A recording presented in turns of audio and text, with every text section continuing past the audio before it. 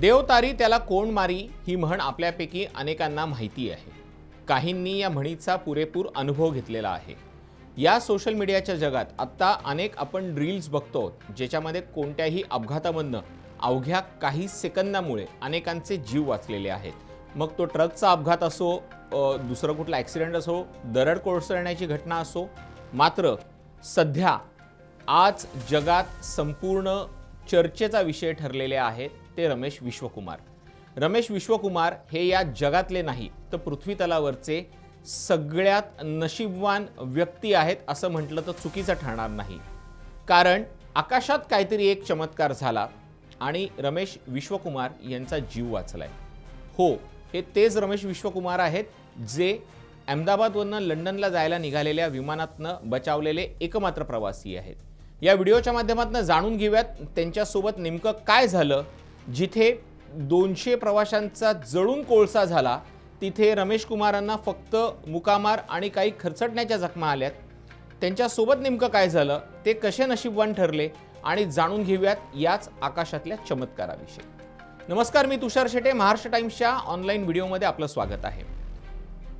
आपण बघितलं, गुरुवारचा दिवस हा भारतीय हवाई उड्डाणाच्या इतिहासातला एक वाईट दिवस ठरला होता. दुपारच्या वेळेला अहमदाबादवरून लंडनला जाण्यासाठी एका विमानानं टेक ऑफ केलं. हे एअर इंडियाचं विमान मानलं जात होतं. जगातल्या अनेक सुरक्षित विमानांमध्ये या विमानाची गणना होते. मात्र तरीही टेक ऑफ नंतर अवघ्या काही सेकंदामध्ये हे विमान जवळच असलेल्या इमारतींवरती कोसळलं. काय नेमका प्रॉब्लेम झालेला आहे, विमानामध्ये तांत्रिक दोष होता, बर्ड हिट झालं की आणखी काय झालं, याचा तपास आता सुरू झालेला आहे. मात्र या विमान अपघाताची जेवढी चर्चा सुरू झालेली आहे तितकीच किंबहुना त्याहीपेक्षा जास्त चर्चा जी सुरू आहे ती रमेश विश्वकुमार यांची. हो, रमेश विश्वकुमार हे या विमान अपघातातले बचावलेले एकमात्र प्रवासी आहेत. रमेश विश्वकुमार यांना मुकामार लागला.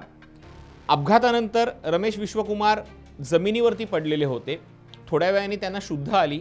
त्यांनी उठून बघितलं तर त्यांच्या बाजूला सगळीकडे आजूबाजूला कोळसा झालेले मृतदेह होते. ते घाबरले आणि पळायला लागले.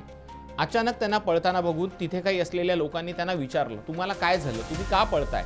तेव्हा त्यांनी विमान अपघाताचा हा भीषण प्रसंग स्वतः बोलून दाखवला. काय म्हणाल्यात रमेश विश्वकुमार ते आपण पाहूया. क्या भैया बता पैसेंजर अंदर से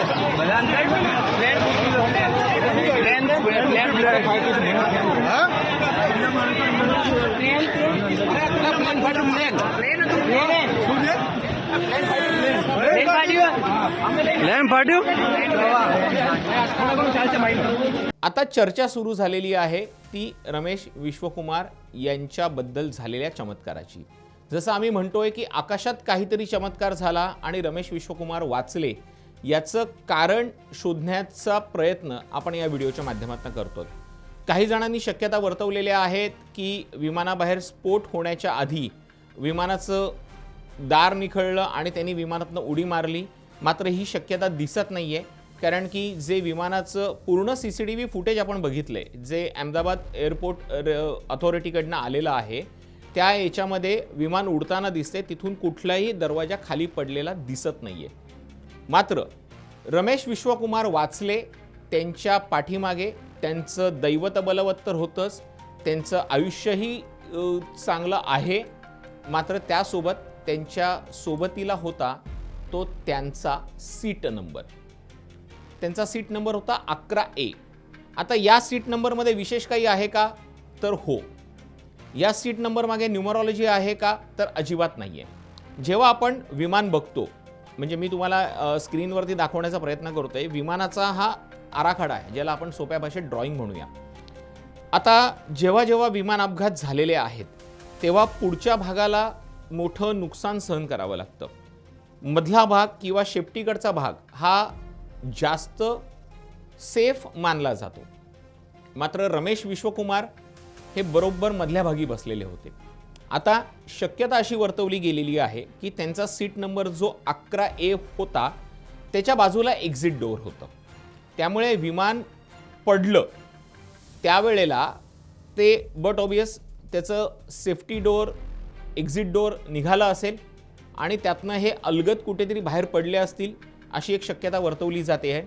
आपण जर व्यवस्थित बघितलं तर विमान क्रॅश होताना ते एका बिल्डिंगवरती पडलं. विमानाचा जो आता जे काही फोटो समोर आलेले आहेत तर एका बिल्डिंगमधनं विमानाचं तोंड बाहेर आलेलं दिसते तर दुसऱ्या बाजूनी विमानाची शेपटी बाहेर आलेली दिसते आहे. त्यामुळे एक प्रबळ शक्यता ही शक्यता आहे. जे फोटोज आपल्याला दिसत आहेत त्यावरनं ही शक्यता वर्तवली जाते. काही आम्ही हवाई वाहतूक तज्ज्ञांशी सुद्धा बोललेलो आहे, त्यांच्याकडनं सुद्धा हीच माहिती मिळते आहे. आपण हा रिमोट एका विमानाप्रमाणे पकडूया. विमान असं उडत होतं आणि ते क्रॅश झालं. क्रॅश झाल्यानंतर जेव्हा ते बिल्डिंगला त्याचं पुढचं टोक जे होतं हे पुढच्या बाजूला आलं होतं, शेपटीमध्ये आली होती. हा मधला पोर्शन जेव्हा कुठेतरी बिल्डिंगवरती अडकला तेव्हा शक्यता अशी वाटते आहे की ही जर बिल्डिंग असेल आणि जसं आपलं सिलिंग असतात पहिला मजला दुसरा मजला, तर एक शक्यता अशी वर्तवली जाते की हे विमान असं त्या सिलिंगच्या मध्ये आलं असेल आणि रमेश विश्वकुमार हे त्या मधनं अलगद कुठेतरी पडले असतील. त्यामुळे त्यांचा जीव वाचलाय, त्यांना मुकामार लागलाय, त्यांना खरचटलेला आहे, मात्र त्यांना गंभीर जखमा कुठेही झालेल्या नाहीयेत. हा अपघात प्रचंड भीषण मानला जातो कारण आत्तापर्यंत भारतीय विमानसेवेच्या अपघातामधला हा सर्वात जास्त प्रवाशांचा मृत्यू असलेला हा अपघात आहे. या अपघातात 200 पेक्षा जास्त प्रवाशांचे जीव गेलेले आहेत. मृतांचा अधिकृत आकडा अद्यापही समोर आलेला नाहीये. आता या विमानाबद्दल काही चर्चा सुरू झालेली आहे. या विमानामध्ये तांत्रिक दोष होते, विमान सदोष होतं असं बोललं जात आहे, जे आता चौकशीमध्ये समोर येईलच. हे विमान ना गुजरातवरनं म्हणजेच अहमदाबादवरनं लंडनला जरी जात असलं तरीही ते आधी दिल्लीवरनं अहमदाबादला आलेलं होतं आणि या विमानामध्ये तांत्रिक दोष होते.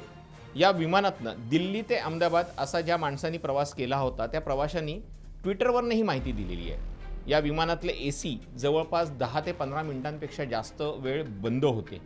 त्यानंतर त्या विमानातले टचस्क्रीन चालत नव्हते. आता याच्यामध्ये खरंच हा तांत्रिक दोष आहे किंवा अद्याप विमानानं टेक ऑफ केलेलं नव्हतं किंवा टेक ऑफच्या प्रोसेसमध्ये नव्हतं आलं म्हणून विमानातलं फक्त AC आणि बाकीचे इलेक्ट्रिक ॲपरेटस हे बंद ठेवले होते का, हे सुद्धा समोर आलेलं नाही आहे. आता हा अपघात झाल्यानंतर रमेश विश्वकुमार हे यातनं सुदैवीरित्या बचावलेले आहेत. सुदैव यासाठी म्हणतोय कारण की अपघात प्रचंड भीषण होता. जेव्हा गुजरातवरनं लंडनला जाण्यासाठी या विमानानं टेक ऑफ केलं ते दिल्लीवरनं आलेलं होतं, त्यामुळे टेक ऑफच्या आधी या विमानाच्या सगळ्या तांत्रिक चाचण्या पूर्ण झाल्या होत्या. या विमानामध्ये पूर्ण क्षमतेनं इंधन भरलेलं होतं. त्यामुळे जेव्हा ब्लास्ट झाला तेव्हा या विमानामध्ये असलेल्या इंधनाची टाकी फुटून त्याचा स्फोट झाला आणि ह्या आगीच्या लोळामध्ये अनेक जण होरपळून मृत्युमुखी पडले. केंद्रीय गृहमंत्री अमित शाह यांनी तातडीनं गुजरातला भेट दिली. त्यांनी रमेश विश्वकुमार आणि त्याचसोबत जे या अपघातात जखमी झालेली आहे त्यांच्याशी चर्चा सुद्धा केली. अगदी काहीच वेळापूर्वी पंतप्रधान नरेंद्र मोदी हे अहमदाबादमध्ये पोहोचलेले होते. पंतप्रधान मोदींनी सुद्धा त्यांच्याशी संवाद साधलेला आहे. याचसोबत ज्या अपघातामध्ये जे मेडिकल कॉलेज होतं, ज्या मेडिकल कॉलेजच्या इमारतीवरती हे विमान कोसळलेलं होतं, तिथेही काही डॉक्टर होते, शिकाऊ प्रशिक्षणार्थी डॉक्टर होते. त्याही डॉक्टरांशी पंतप्रधानांनी संवाद साधलेला आहे. आता ही जी सुरुवातीची माहिती येते ती माहिती आम्ही तुमच्यासमोर मांडण्याचा प्रयत्न केला आहे.